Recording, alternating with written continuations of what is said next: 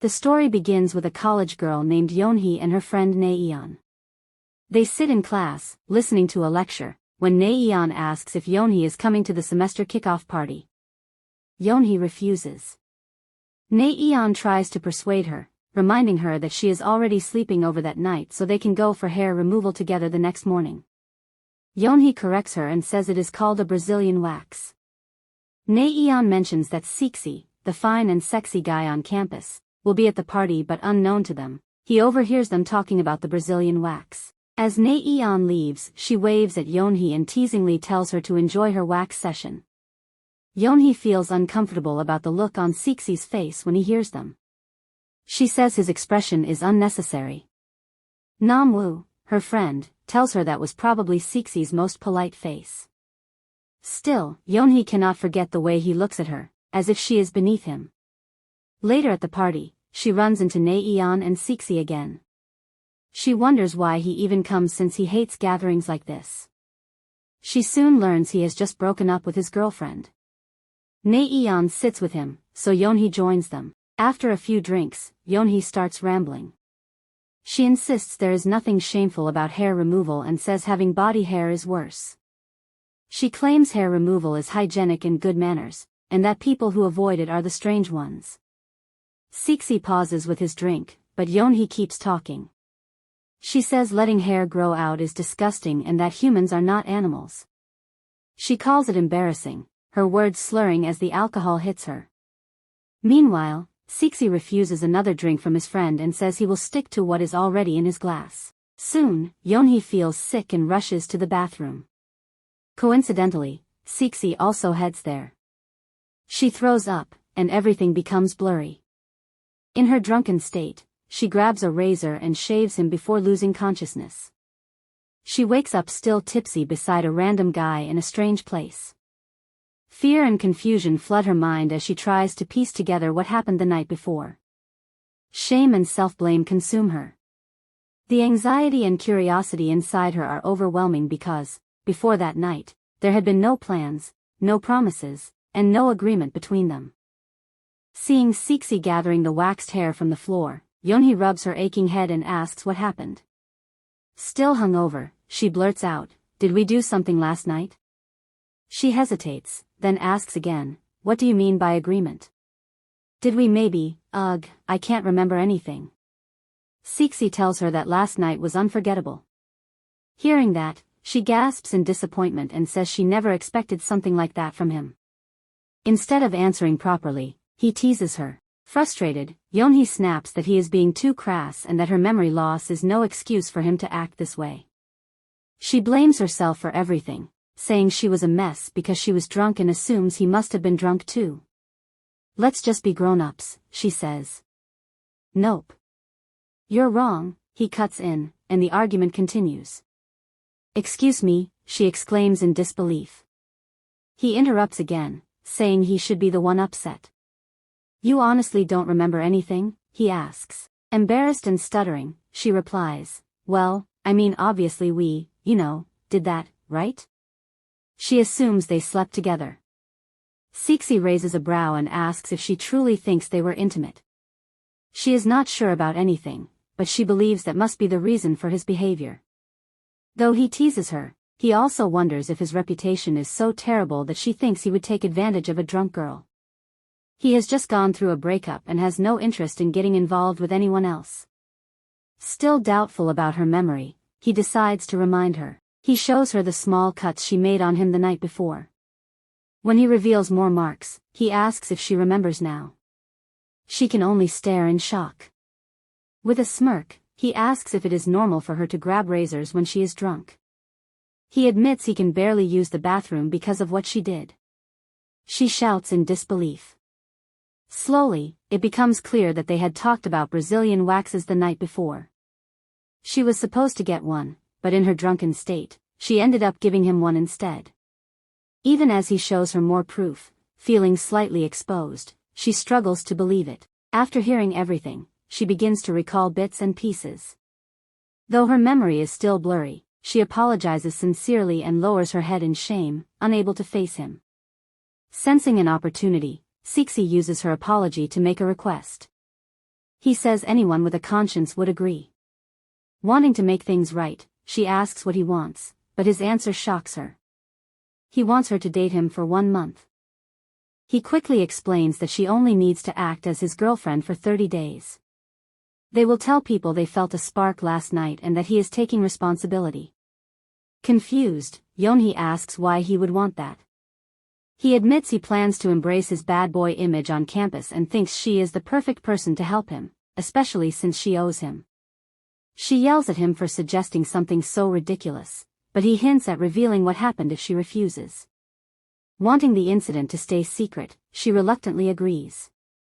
Distressed, she asks what she has to do. He stretches out his hand for a handshake and says they will work together to control the story of last night. Though she does not fully understand, she shakes his hand. He lays down the rules of their fake relationship. No childish feelings. No lust. No attraction. Besides, he adds, she is not his type. Offended, she fires back that he is not her type either. He smirks and says that is good to hear. She cannot believe she has agreed to something like this, but it is already done. Suddenly, her alarm rings. She has a morning class. He offers to drive her and says he still has more to discuss, but his phone starts ringing. Annoyed, she tells him to answer it and reminds him how popular he seems. Not wanting to spend more time with him, she declines his offer and postpones further discussion about their contract. She thanks him for letting her stay over, apologizes again for the cuts, and quickly leaves. Only then does he finally return the call. As Yeonhee walks towards school, she sighs. She may be out of his house, but what now? She wonders if she has completely lost her mind. Though she arrives on time, she feels uncomfortable wearing his clothes. The memory of their handshake and agreement makes her groan. At school, her friends immediately surround her, worried about her sudden disappearance the night before. Embarrassed, she explains that she got too drunk and went home early. One friend teases her, and guilt stings her chest, but she forces a smile. Naeon apologizes for leaving her alone at the party and tries to make up for it. When Yeonhee asks how, Naeon excitedly mentions a great part-time job she has found for her. Apparently, she went out of her way to secure the perfect position. As they talk, another friend studies Yeonhee's outfit carefully and suddenly asks if the shirt she is wearing belongs to Sixi. Startled, Yeonhee freezes. Yeonhee's friend keeps talking about the shirt, wondering since when she started caring so much about fashion that she now wears something so expensive and classy. He teases her, asking if she borrowed it from Sixi. Yeonhee looks shocked to hear that from him. He asks again if she really does not remember what happened last night, and both he and Naeon burst into laughter. Still desperate for answers, Yeonhee drags him to a quiet corner. In a low voice, she asks what happened the night before. He admits he did not see everything himself, but he heard that she threw up all over Sixi in the bathroom. He laughs as he says it and adds that Sixi was lucky he lived nearby. Then he suddenly pauses and asks if she spent the night at Sixi's place. At that question, sweat forms on her forehead. Nervous, she forces a laugh. Whispering quickly, she insists she only slept there and nothing more. He reacts loudly, making her panic. She begs him not to tell anyone. With a smirk, he assures her he has no plans to expose her, but he admits he enjoys watching the situation unfold. Meanwhile, Naeon stands nearby and asks what they are whispering about. She brings up the shirt again and stares at Yeonhee, waiting for an answer. After stammering for a while, Yeonhee tries to explain, but her friend interrupts and says he was wrong about her borrowing the shirt. He jokes that it turns out she cares more about fashion than they thought. They all laugh and move on. He quickly changes the topic and asks Naeon about the part-time job she mentioned earlier. Naeon explains that the nearby library is hiring part-timers and that a few students from their major have already applied. The job mainly involves organizing books and helping visitors. She says it is perfect for a student and that the staff mostly just sit around. Hearing this, Yeonhee says she has to apply immediately. Still curious, Naeon pokes her and asks if the shirt is from a luxury brand and how much it costs since she has never seen the label before. Defensively, Yeonhee says it was a gift. Nayeon's eyes widen as she asks if it is from her ex. Then she laughs, saying there is no way Yeonhee would accept anything from him. Offended, Yeonhee snaps and asks if she is crazy for even thinking that. Nayeon continues pressing her to reveal who gave it to her, but Yeonhee quickly changes the topic and says they will be late for class. Nayeon refuses to let it go and tells her not to keep her out of the loop. As they walk away, someone taps Yeonhee. It is the same friend from earlier. She glares at him and says he is the worst before heading off without him. He follows and warns her that she cannot hide the truth for long because the students in their major are sharper than they seem. He also says he would hate to see her Iron Lady reputation ruined. Suddenly, Yeonhee remembers Sixi's words about controlling the narrative of last night. She feels surrounded, as if everyone is attacking her from every side. She never expected the situation to spiral like this. It is getting out of hand, and she begins to wonder what Sixi is really thinking. Her friend keeps teasing her and brings up Sixi's past relationship. He mentions that Sixi dated one girl for 5 years and then broke up with her. He leaves the sentence hanging, filling Yeonhee with anxiety. Just then, her phone buzzes. It is a message from Sixi asking if she is at school. She replies that she just arrived. She is surprised he texted and wonders what he wants, then convinces herself it must be about their agreement. Nayeon calls out to her, telling her to hurry because Namwoo plans to treat them to spicy rice cakes later. As they walk, Yeonhee keeps thinking. If Sixi really dated only one girl for 5 years, why would he suddenly want a bad reputation? Maybe, she wonders, he still misses her. Later, in the bathroom, a woman stands at the mirror fixing her makeup while arguing on the phone. The man on the other end tells her he has a girlfriend. The woman trembles and says she cannot live without him. She threatens to kill herself. He reminds her they agreed to stop calling each other. She insists she has something important to say. He sounds exhausted and tells her he is done with her, done with the library job, and done caring about what she does. She demands to know why he is treating her this way and questions his love for her. She reminds him of everything she went through because of him and asks why he quit working at the library. She keeps asking if he truly never wants to see her again. He replies that the conversation is pointless. At the same time, Yeonhee accidentally spills something on her shirt. She rushes into the bathroom, desperately trying to wipe it off, but only makes it worse. She mutters to herself, blaming her messy eating. The woman on the phone threatens to harm herself in front of his house, furious, but he hangs up before she can continue. Staring at her reflection, she bitterly asks if that is really how things will end. She then notices Yeonhee struggling with her stained shirt and approaches her. She mentions that she owns the same shirt and says they must have similar taste. Yeonhee keeps scrubbing anxiously, worried about ruining it. The woman gently offers her a towel. Flustered, Yeonhee blushes and thanks her, silently admiring her calm presence. The woman smiles and says there are plenty of towels available. They exchange polite greetings as the tension slowly fades. Yeonhee finally changes into another outfit, but she waits for Sixi's shirt to finish drying. Thankfully, the stain is gone, it is only slightly damp now. She never imagines that one shirt could cause so much stress.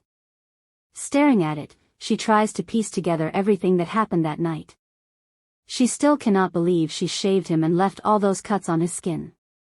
Meanwhile, Sixi is lost in thought. It has already been 2 days, yet everything still feels strangely foggy to him. Standing alone, Yeonhee forces herself to remember what really happened at his house. She recalls him pushing her hands away at first, but then holding them gently, almost like he is worried. She remembers him leaning over her, taking her hand, and telling her it is late. He assures her he will not do anything, so she should not worry and just go to sleep. He even says that if she feels uncomfortable with him staying, he can sleep somewhere else. But she tells him not to leave. The memories become clearer. She remembers insisting she will sleep on the floor. Sixi asks where he is supposed to sleep if she takes the floor. He holds her hands again and says he is not a pervert, though he smirks and jokes that maybe she is. She denies it, blushing deeply. Then she remembers him still holding her hand and playfully putting her fingers in his mouth, which makes her giggle because it tickles. She asks what he is doing. He lifts her hand and points out that she is still bleeding from the small cuts. Her fingers are damp, and he pulls them closer, admitting in a low voice that she is making him lose his patience. The memory makes her heart race. Snapping back to the present, Yeonhee mutters that she is tired of anything damp because of what usually follows. She feels overwhelmed that she is only remembering all this now. Disturbed by the images in her mind, she wishes she could go back to not remembering at all. Tears stream down her face as she wonders if that is truly all that happened that night. Her phone suddenly buzzes. When she checks it, she sees a notification from the same girl who lent her a towel in the bathroom. Yeonhee remembers how kind she seemed. Smiling softly, she scrolls through the girl's Stargram page and notices she has followed her back. Pausing on one photo, she sees a guy who looks like Sixi standing beside the girl. Did he take a picture with her? Are they friends? Or is she his girlfriend, she wonders. That cannot be possible, she reminds herself. He said he broke up with his girlfriend. Surely no one would leave a picture like that up if they were still together. She laughs nervously. Another message pops up, this time from Sixi. He asks her to meet him at the cafe by the main gate at 1 p.m. She almost forgot they were supposed to meet. When she arrives, he offers to buy her a drink. She orders an iced Americano. He orders 1 iced Americano and 1 iced chamomile tea, paying for both. She suggests they split the bill, not wanting to owe him anything else, but he does not mind paying. She tells him she will treat him next time instead. Curious, she asks if he prefers tea. He explains that caffeine makes him anxious, so he avoids it. She mentions that his shirt is still drying and that she will return it soon, but he shrugs and says she can keep it if she wants. She points out that it looks like a popular couple t-shirt. Surprised, he asks if she actually wore it to class, and she laughs awkwardly. Fidgeting, she finally asks about that night. Besides the shaving incident, did she say or do anything that might have been misunderstood? In response, Sixi teasingly places his finger in his mouth the same way he did before. Yeonhee immediately freezes. Nervously, she asks if anything else happened afterward. He repeats her own words from before, reminding her that she claimed she was a mess because she was drunk, and assumed he was the same. Her chest tightens as she prepares to press him further, but their drinks arrive. Sixi gestures for them to sit. He says he wants to clear everything up and promises to answer all her questions after they finish their drinks. Reluctantly, she agrees. Then he asks if she truly does not want to know what else happened that night. Instead of answering directly, he shifts the topic. If they are going to convince everyone they are dating, even though they were practically strangers before, they need to look convincing. He suggests an idea that might make her uncomfortable, so he wants to set some conditions first. Yeonhee stays silent, staring at him as he explains. Then he casually suggests they should show some public display of affection. Her eyes widen in shock. He tells her he does not want them to be caught off guard if a situation suddenly demands it. Yeonhee asks for a moment to think, but he does not give her one. Instead, he says he already knows about her Iron Lady reputation. Startled, she asks what he means. He explains that everyone calls her that because she is conservative and old-fashioned. She quickly defends herself, saying she had a boyfriend before. Then she asks if that is any different from his own so-called reputation. Sixi suddenly tells her to try saying his name. She begins to sweat and stammer, but she finally manages to call him Sixi and asks why he made her do that. He explains that it is not a trick. He only wants to see how natural it sounds. Nicknames would be too much for now. And what's with the mister? Just call me Sixi, he says. Still flustered, she replies that she will do her best. He bursts out laughing. The sound irritates her, and she snaps, asking why he is laughing. He says she sounds like a business partner promising effort. Embarrassed, she asks him to stop teasing her. He agrees and tells her to say his name again, like she would say a friend's name. No titles. No distance. Otherwise, no one will believe them. This time, she says it properly. As they continue talking, he calls her Yeonhee. She shakes her head playfully and tells him to call her Nuna instead. He agrees without hesitation. She finds herself smiling too much and quickly forces her expression to calm down. She does not need to be reminded of how handsome he is. Sixi chuckles and says they need clear boundaries. Then he casually asks how she feels about holding hands. She says she is fine with it. Surprised, he extends his hand and tells her to take it. She stares at his fingers, secretly admiring how neat his nails look.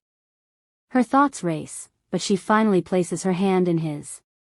His palm feels warm. They're just hands, she tells herself. I'm only nervous because he's staring at me. Anyone would feel nervous in this situation. Sixi suggests they try interlacing their fingers too. Her heart nearly jumps out of her chest. Is he making a move? He calls her name softly and asks if she is okay. She nods quickly. She hopes this is only practice, though she cannot deny that his hands feel distracting. Trying to steady herself, Yeonhee asks how they plan to announce their relationship. She suggests telling Namwoo that Sixi fell in love with her at first sight and asked her out, especially since Namwoo already knows she stayed over that night. Sixi does not think that alone will convince anyone. He says they need a proper story, though he has not fully thought one through yet. She proposes a short but dramatic love story. He says it sounds unrealistic. Offended, she insists it is not. Many guys have fallen for her at first sight before. He quickly clarifies that he does not doubt her charm. He just thinks the whole setup sounds ridiculous. He laughs lightly, and silence settles between them. Her heart still pounds. The quiet feels heavy, and she worries he might actually hear it beating. Curious and unable to hold it back, she asks why he wants to ruin his reputation. He says he cannot tell her everything yet. Just as he is about to explain a little more, he notices Namwoo walking toward them, waving excitedly and already snapping pictures. Without hesitation, Sixi tightens his grip on Yeonhee's hand, making their intertwined fingers obvious, an easy way to convince Namwoo. Seeing Namwoo approach, Yeonhee immediately asks how long he's been there, but he turns the question back to them. Sixi panics, worried that Namwoo might have overheard their entire conversation. He wonders how much Namwoo actually heard. Namwoo smirks and waves his phone, showing a picture of them holding hands tightly. You two are in love, he teases. Sixi laughs, calling Namwoo happy-go-lucky, but adds that he just looks extra cheerful today. Yeonhee feels relieved. Finally, the tension seems to ease. Namwoo, curious as ever, presses them. So what's going on between you two? Are you dating? Sixi grins and launches into a playful story. He says he asked Yeonhee Nuna out after she threw up on him the other night, lent her one of his shirts, and their eyes met. Her eyes, he adds with a smile, were too beautiful to resist. It was love at first sight. Yeonhee flushes with anger and embarrassment. He just used the same story she had suggested was unrealistic, and she thinks he's teasing her. Namwoo laughs and asks if anything else happened that night. Sixi immediately warns him to be careful with his words, defending Yeonhee. Namwoo insists he was just joking. Then he teases Yeonhee further, saying the Iron Lady is dating the sexiest man on campus. Sixi squeezes Yeonhee's hand and adds that they've been dating for 2 days, just in case Namwoo wanted to know. Yeonhee asks to see the video Namwoo took. He jokingly begs to keep it as a souvenir, but she just wants to make sure her face doesn't look weird. He shows her the footage and brags about his camera skills. Yeonhee is grateful that the cafe is noisy, no one can hear what they're saying. Namwoo teases her again, saying he knows how to handle a camera around pretty girls. When Namwoo's order is ready, he threatens to leave them alone like a pair of lovebirds. He complains that he has no friends and wonders aloud if he is destined to be lonely forever. Sixi just tells him to go. Relieved, Yeonhee watches him leave, muttering that Namwoo is tiring but harmless, probably his biggest flaw. Returning to their conversation, Sixi explains why he wants a bad reputation. It all traces back to his ex, the girl he dated for 5 years. He wanted to end things completely, but she refused. We never loved each other, he says. We were just obsessed with each other. I was a pushover desperate for attention. She just needed the perfect accessory at the time, but she believed it was love and won't let go. I needed to make it clear.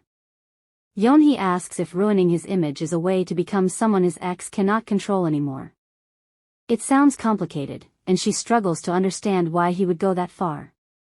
Regarding public displays of affection, Sixi insists they stop interlacing their fingers. Her face is already red, and he doubts she could handle more. She yells in protest, but he finally gives in to her teasing. He clarifies that nothing happened that night besides her shaving him. He only teased her because her reactions were cute and apologizes for that. Yeonhee breathes a sigh of relief and apologizes again for giving him cuts. Sixi laughs it off, noting that his ex didn't like his body hair either. He asks jokingly if she ever feels the urge to shave animals, like chimps or other furry creatures. Yeonhee apologizes once more. She wonders if that's why he always wears long sleeves. Sixi hopes they can work well together moving forward and suggests they think about their breakup too. The next day at the library, Sixi's ex, Seoyeon Kim, comes to check whether the student employees are really starting next week. An employee confirms that they are, but the first day will only involve a simple orientation. Seoyeon carries a stack of books, one labeled Student Employees. A sheet of paper slips from it, revealing her name and Yeonhee's name, hinting that she may have other motives for being there. The next morning, Sixi stands in the shower, lost in thought. Voices from the past echo in his mind, reminding him of a painful memory, when he was bullied for being hairy, called a hairy beast, and treated like his body was filthy and disgusting. He takes a long look at himself in the shower, gathering himself before heading to class.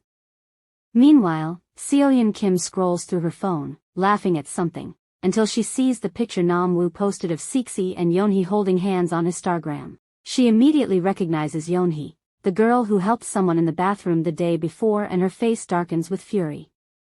Sixi arrives on campus and calmly spots Yeonhee. He reaches out to her without knowing yet what Namwoo has posted. Yeonhee tells him she thinks Namwoo secretly hates him and wonders why he is so calm, considering the post. She shows him the Stargram post, pointing out the caption that was meant to provoke them. After looking at it, Sixi admits he saw it but doubts Namwoo had any real ulterior motives. He tells her not to overthink it, or she'll give herself a headache. Yeonhee is shocked by his calm demeanor. She reminds him that Namwoo's caption was meant to be provoking, and that he posted a photo of them holding hands without their permission. Even if he blurred their faces, everyone could tell it was Sixi and Yeonhee. Sixi shrugs. Being angry won't change anything. He's acting exactly how I expected him to, and honestly, it's more convenient for us, he explains. Yeonhee is surprised. How can you not be angry? She asks. I am angry, Sixi admits, but this situation saves us from having to spread the rumors ourselves. She can't help but marvel at how calculating he seems. She asks if he expects anything from her in return, just as a group of their friends spot them. Sixi. Yeonhee. They shout, excited to see the campus's newest couple walking together after spotting them on Stargram. Their friends swarm them with questions, asking if they are really dating and how it happened, since they never hung out before despite being in the same club. Compliments flood in, with everyone saying how cute they look together. Hyejin, one of their friends, asks how long they've been dating, shocked that it's already happening so soon after Sixi's breakup. Another friend interrupts, teasing that that's what love is, a sudden, unpredictable spark. Hyejin rolls her eyes, unconvinced. She mutters loudly that the timing is suspicious, insisting Yeonhee must have been waiting for Sixi to break up. Yeonhee walks up to Hyejin, asking what exactly she heard that makes her accuse her so harshly. Hyejin snaps back, saying Yeonhee shouldn't pretend she can't see how suspicious her relationship with Sixi looks. Sixi breaks up with his ex, and suddenly they start dating. Hyejin even points out that Yeonhee just ended her own relationship last month. She says it looks shady and, judging by how lovey-dovey they act, it seems like they were just waiting for a chance to swoop in. Yeonhee asks again what gives Hyejin the right to be rude, and if she did something to deserve this treatment. Hyejin doesn't back down. She claims she knows exactly what Yeonhee is doing, even if it's not to her, insisting that Sixi dumped his girlfriend because of Yeonhee. Hyejin says she never thought Yeonhee could sink so low.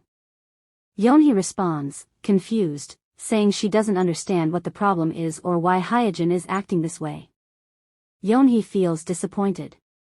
She says Hyejin didn't even bother asking for details and assumed she did something wrong. She didn't ask how the relationship even started. Yeonhee concludes there are only two possibilities: either Hyejin never liked her, or she's projecting some personal problem onto her. The lack of trust hurts the most, she admits, sobbing as she speaks. Sixi steps forward, defending Yeonhee. He says he's the one who fell for her and asked her out. She did nothing wrong, so there's no reason to treat her this way. He adds that they still prefer to be alone for now. Taking Yeonhee's hand, they walk away together. Hyejin's other friend whispers that Hyejin might have a point. Sixi and Yeonhee were both in relationships, and as soon as they became single, they started dating. She even questions what kind of guy falls for a girl who threw up on him at a party, unless something happened afterward that they don't know about. Hyejin cannot contain her anger. Considering the circumstances of her breakup, she says Sixi and Yeonhee will regret their relationship. It's only a matter of time.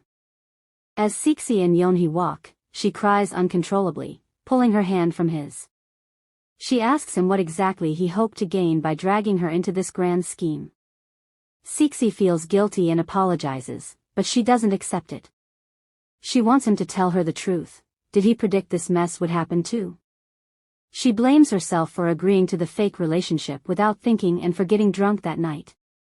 She says he knew about her reputation for being a prude and probably thought having a scandalous relationship with her would give him the notoriety he wanted, but she still can't understand why he would risk trashing his image, or why he had to go this far when both of them had already broken up.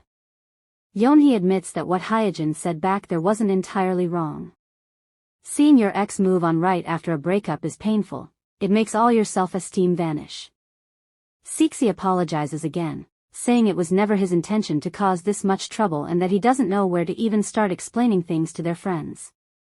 Yeonhee pulls him closer. She says there's no use crying over spilled milk. She made a drunken mistake and chose to date him to make up for it. Whether he tells her the truth or not doesn't matter. After all, the whole thing will be over in a month. Until then, she will protect her reputation. She decides it's better to just say they had sex and are dating to take responsibility, because claiming it's love at first sight will only fuel gossip. She begs to change one thing: their public displays of affection. She wants to look like the girl completely in love with the campus bad boy after just one night, but holding hands isn't enough.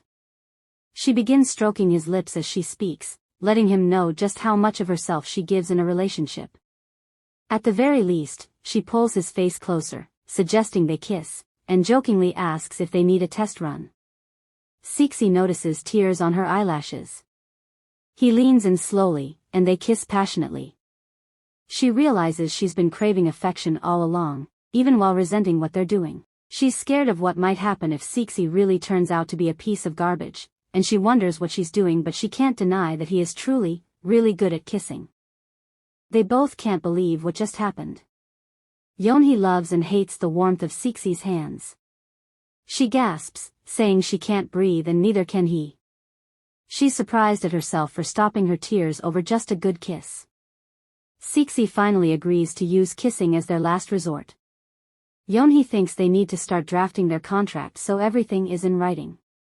She says she's already thought of 5 terms, or 6 if he agrees to include the one from today. She lists them. First, they will not fall for each other. Second, they will always answer each other's calls and never put their phones on silent. Third, no flirting, dating, or cheating with anyone else. Fourth, they will keep the contract a secret. Fifth, they will take the secret to their graves, even after the contract ends. Finally, on the last day of the contract, Sixyeon will act like an asshole and dump Yeonhee Na. Since the next day is the weekend, she suggests giving him the contract next week, when she has it ready. She adds that if either party breaks any rules, the contract becomes void, and the responsible party must bear all blame, including paying 4 years' worth of tuition as compensation. The next day, on her way to the library, Yeonhee bumps into Hyejin's ex-boyfriend. He asks if she knows where Hyejin is, but she's on her way to the library and has no idea. She wonders why he didn't just text Hyejin. She's so late that she watches the library doors close behind her.